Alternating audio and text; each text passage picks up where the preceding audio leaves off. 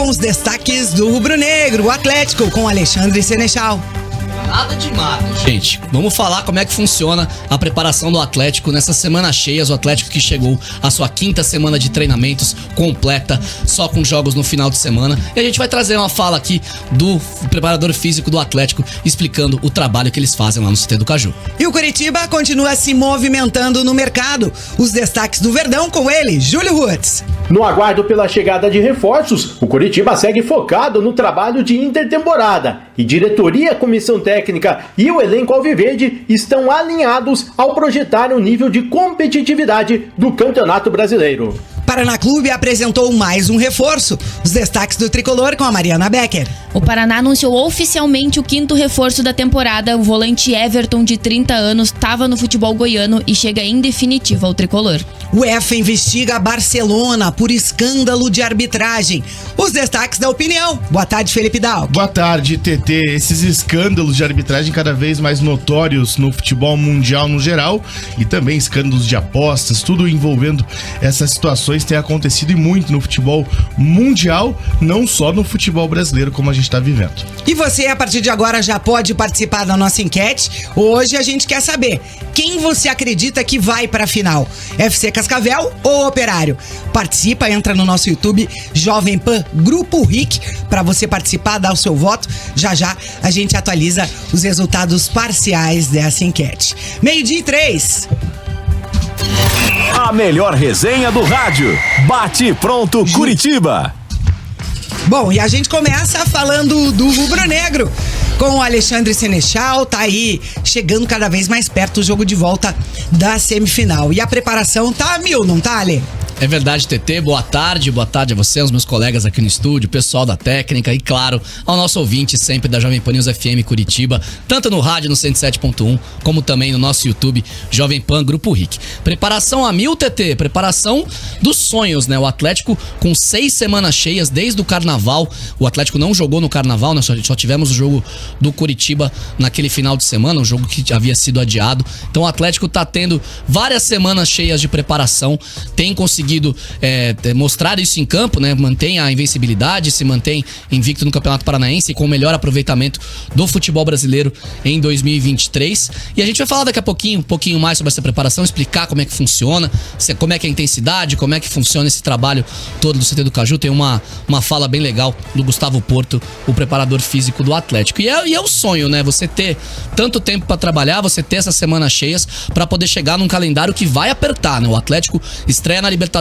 entre as duas finais do Paranaense. O sorteio acontece na próxima segunda-feira. Vamos acompanhar de pertinho como é que vai ser quem serão os adversários do Atlético, como é que vai ser essa chave na Libertadores do Furacão. E também, a partir de abril, começa Brasileirão, depois tem terceira fase da Copa do Brasil, e aí não para. Meio de semana, ou com jogos da Libertadores, ou com jogos da Copa do Brasil, ou com jogos do Brasileiro, o Atlético vai viver um calendário bastante complicado, e é por isso que essa preparação é tão importante nesse período agora, né? Consegue aproveitar o Paranaense em grande fase, o grande favorito para conquistar o título estadual, no caso do Atlético pela 27ª vez na história, e ainda pode ser campeão invicto, né? O Furacão que não é campeão invicto já há 21 anos, desde 2002, tá, Dalk? Não é 2022, não. Desde 2002 que o Atlético não é campeão invicto, o Furacão que não conquista o Paranaense já há 3 temporadas.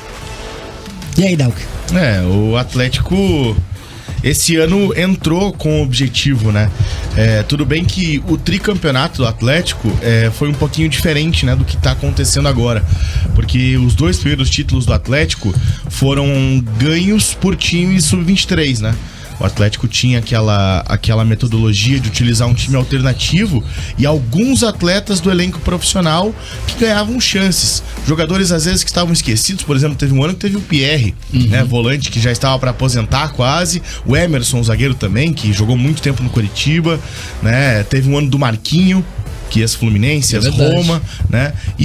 E apenas em 2020, foi o ano da pandemia, que o campeonato parou e voltou, que o Atlético foi campeão, conquistou o tricampeonato com o seu time titular, né? Jogou boa parte da primeira fase com o time reserva, terminou a primeira fase, foi jogar, inclusive foi um 4-0 do Coritiba, se não me engano, no Atletiba, último jogo da primeira fase do Campeonato Paranaense.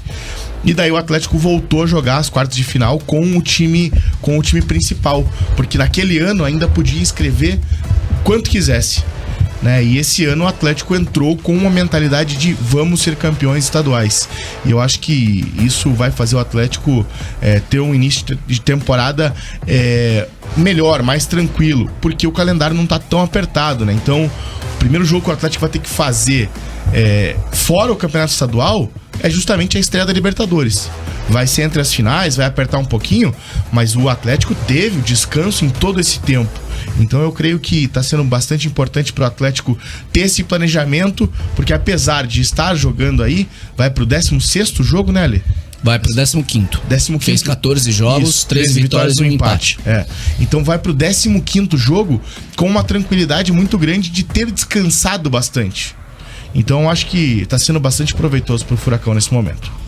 12:07, você segue participando. Só pra complementar, foi mesmo, 4-0 Curitiba, tá? Dia 15 de março de 2020. Foi o jogo de portões fechados, né? Teve portões fechados no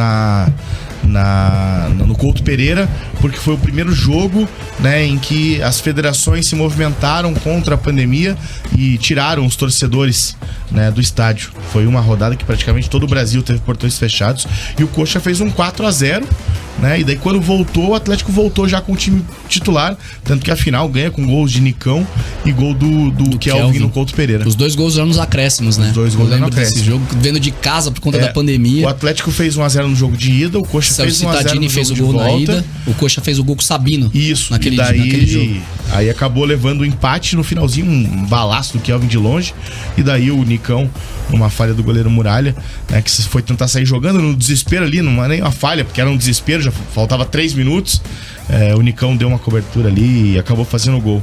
Então o Atlético esse ano que iniciou um planejamento que fazia tempo que não iniciava, desde 2016 que o Atlético não começava com o time principal, e 2016 curiosamente foi aquele ano em que o Atlético começou de fato a investir, né? Porque antes disso o Atlético tinha alguns investimentos, mas utilizava bastante a categoria de base, né? E 2016 foi onde contratou vários jogadores, né, para começar a montar o time que monta até hoje, no caso, né? O Thiago Heleno, por exemplo, é um daqueles caras que estava desde então. É verdade.